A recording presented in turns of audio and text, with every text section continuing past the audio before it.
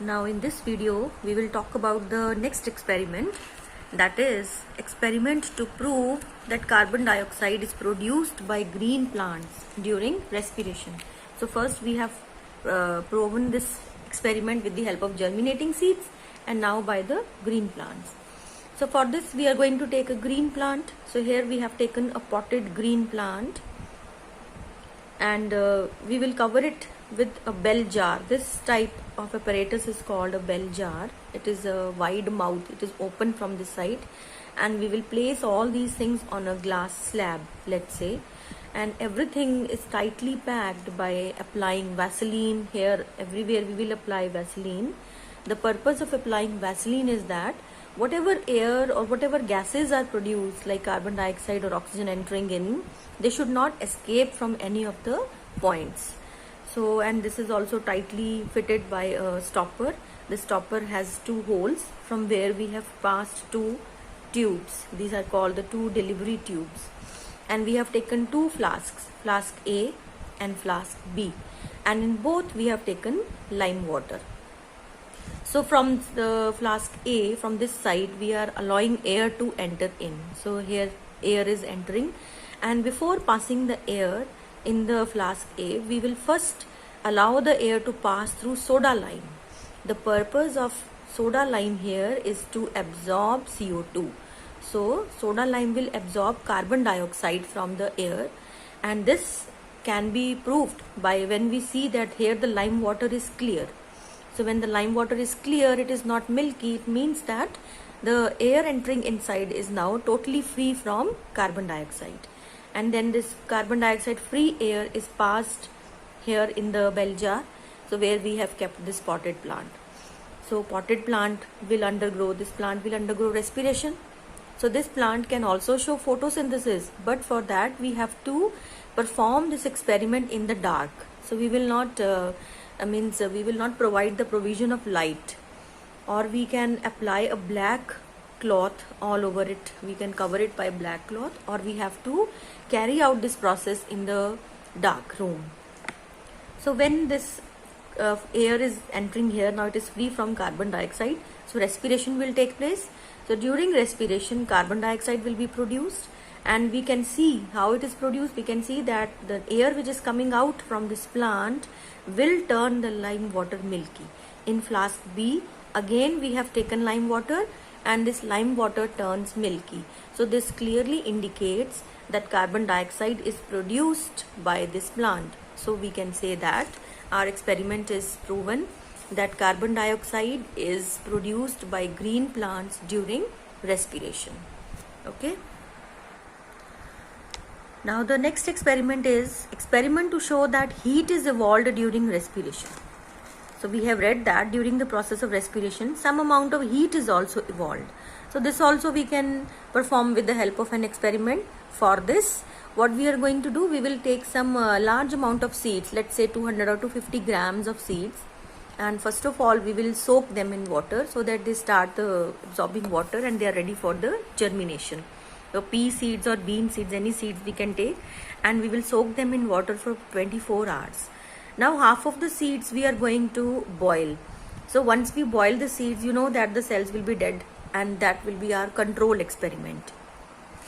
So they say that divide the seeds into two equal groups, kill one group of the seeds by boiling them, and then wash them with dilute formalin or carbolic acid. So what is the purpose of treating them with formalin or carbolic acid? This is because there may be, because we are going to keep them for some days, and during that days there may be bacterial growth or fungal growth. So to avoid that bacterial decay, we are going to treat them with these chemicals. So we will put the germinating seeds which we have soaked in flask A. You can see in this apparatus, this is a flask, thermos flask, and here we have which does not allow the heat to pass out. And here we have kept so many seeds. These are germinating seeds in experiment A, and here we have taken control experiment in which we have taken boiled seeds, or you can say the dead seeds, right? And we will tightly apply here wet cotton wool, clog the apparatus, and then we will immerse a thermometer in both of them. So after few days, what we will see? We will see that in experiment number A, where the seeds will germinate and there will be high metabolic activities and respiration will be going on. So through this respiration, the little amount of heat will be produced, and that heat can be measured by seeing that there is a rise in the temperature. So this rise in temperature in the thermometer clearly indicates that the seeds, they evolve, heat is evolved during the process of respiration, whereas where we have taken the boiled seeds, there we will find no change in the temperature. So here we prove that heat is evolved during the process of respiration. So now our next experiment, that is experiment number 5, it is experiment to demonstrate anaerobic respiration.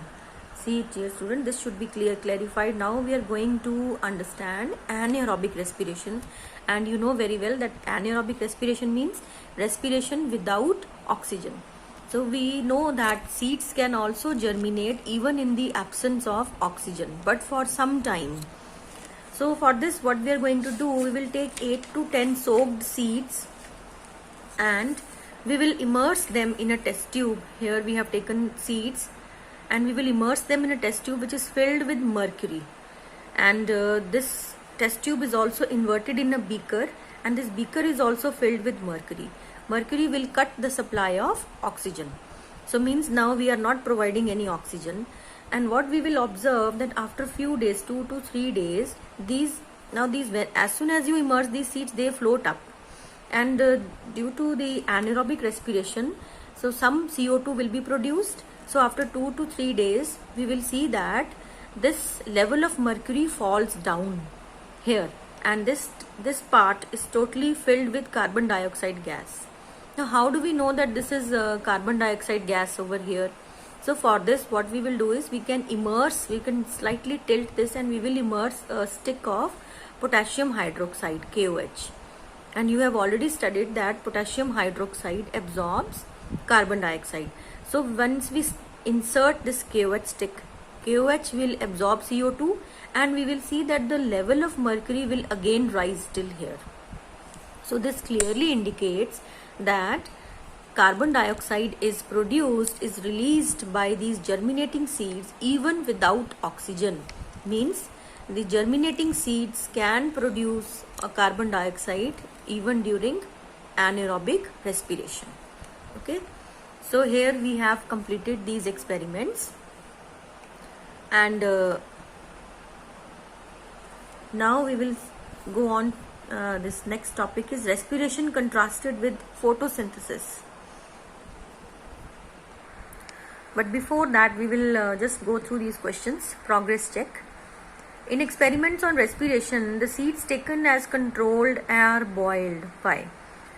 When we are using when we are conducting experiment, we say that there is one control experiment. In control experiment, we will not supply the part which we are going to check, which we are going to perform experiment on. So where we take, every time we take boiled seeds. Why? Because boiling will make the seeds dead, and the dead cells will be dead. So there will be no metabolic activities, no enzymes, all proteins and enzymes will be dead. So that is why we are taking boiled seeds. What is the use of the following in the experiments on respiration?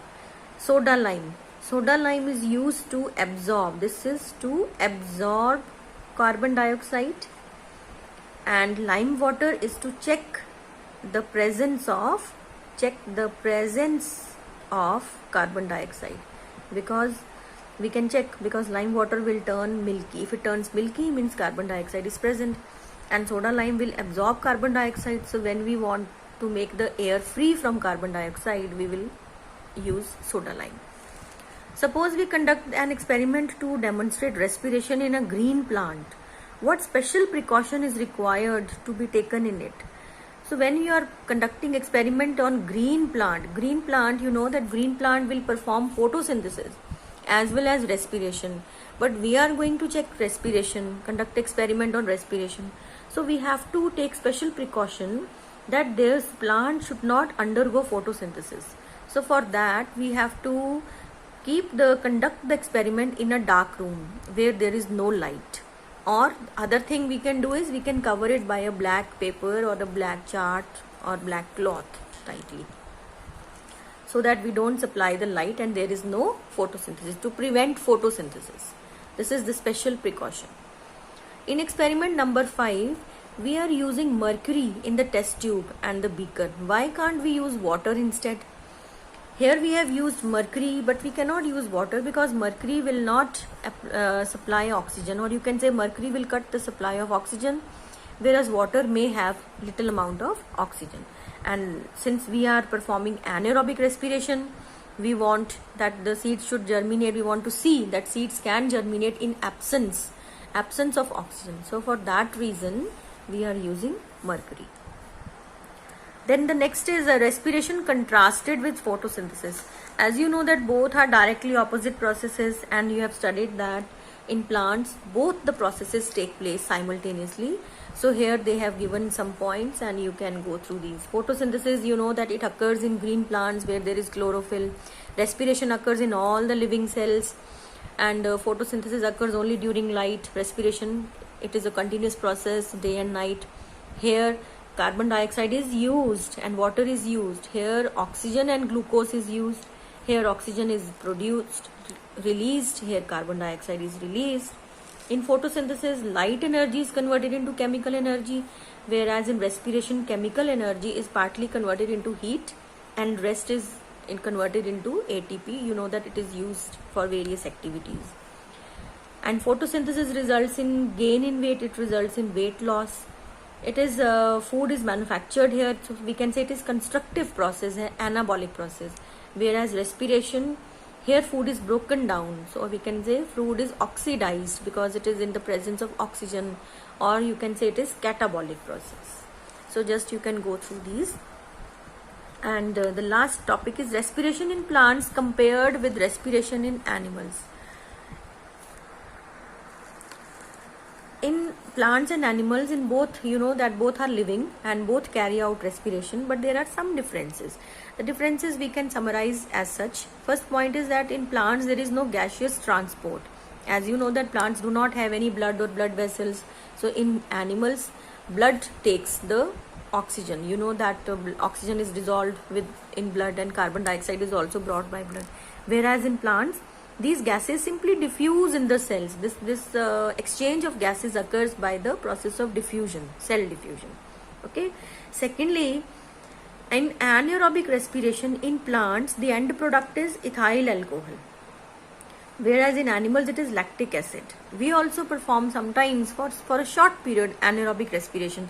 For example, when you are running a race, your muscles, they take a lot of oxygen, and sometimes we are unable to breathe that much oxygen, but your muscles, they will start breaking down the food without the process, without the oxygen, and that time lactic acid is produced, and that lactic acid accumulates and it causes some pain in the legs also.